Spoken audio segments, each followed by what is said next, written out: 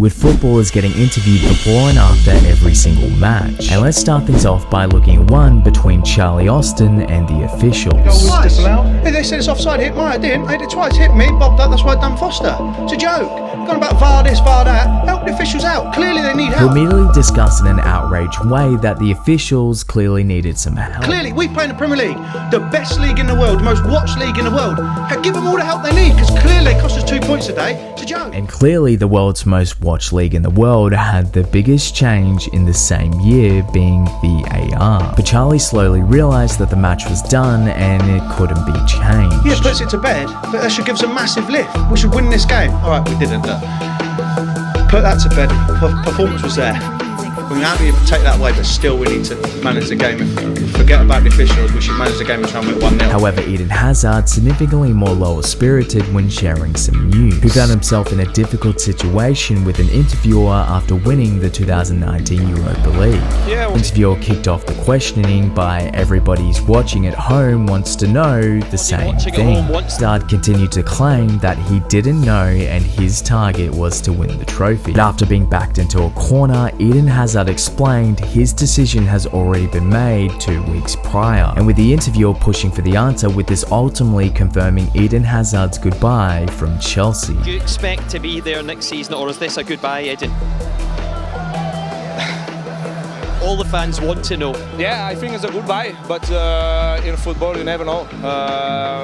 The same can't be said about Jose Mourinho or the special one. But we're starting things off with David Luiz and Eden Hazard getting into an interview which Jose Mourinho interrupts. This guy got the yellow card to be suspended against Southampton and goes to Portugal to enjoy. So are you saying, Jose Mourinho, that this player got himself booked deliberately so that he can go away to Portugal? I'm making fun. They did fantastic, man. But now he can go to Portugal. How about the time the special one letting the post-match interviewers know why he deserves respect? The result, 3-0, but also mean 3 premierships, and I won more premierships alone than the other 19 managers together. 3 for me and 2 for them. Respect. What about the time Jose Mourinho made sure to tell the interviewer that he wasn't feeling the pressure? You sound as though you're feeling the pressure. I'm not feeling the pressure, no. You cannot put pressure on me. No chance. No chance. I read a lot of times during this week that I have to prove a lot in English football. Now, while this video could all be about Jose Mourinho, we now move on to Zlatan Ibrahimovic, who, like Jose Mourinho, has a lot of good interviews, which when Zlatan was asked about strikers in the Premier League, Zlatan replied with many good answers about the other players in the Premier League. Best striker in the Premier League right now? English or foreign?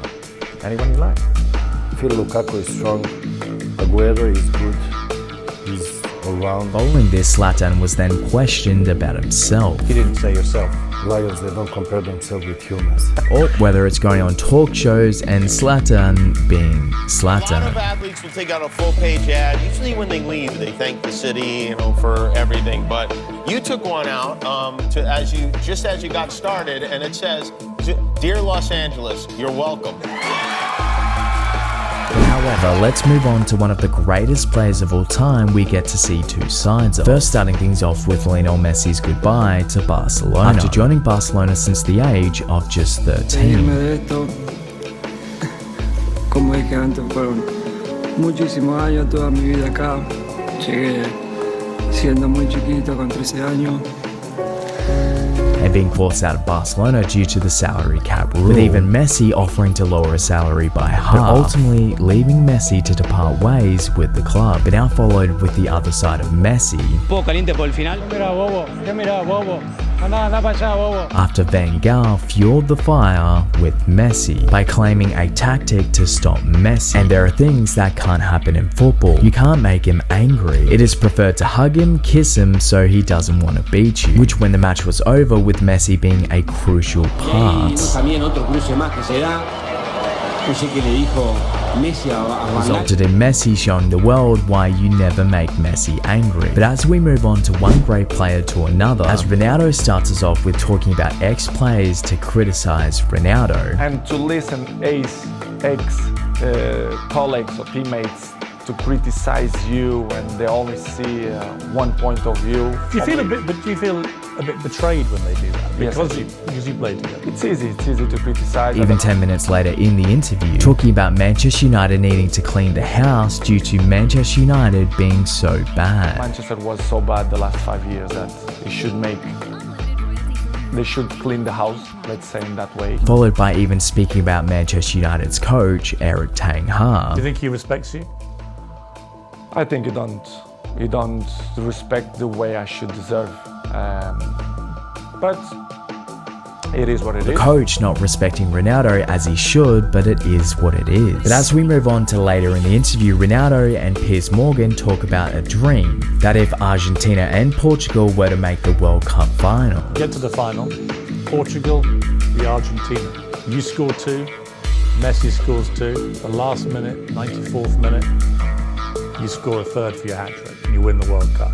Is that, be honest, It's too good. is that the dream? It's too good. It's Ronaldo making the point that if he wins, he would retire. I will say I will finish football if this happens.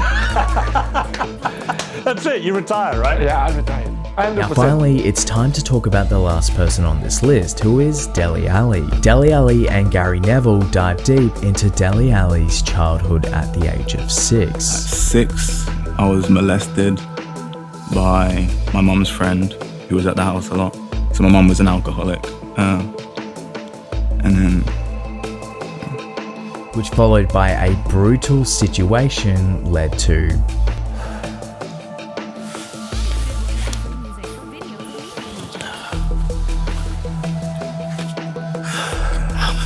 Sorry.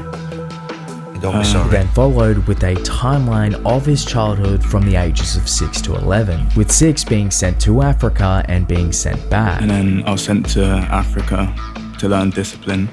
And then I was sent back. At the age of 7, started smoking. 7, I started smoking. Which at the age of 8, started dealing drugs. 8, I started dealing drugs. And then I jumped to the ages of 11, being hung off a bridge by an older man. 11, I was hung off a bridge. By who?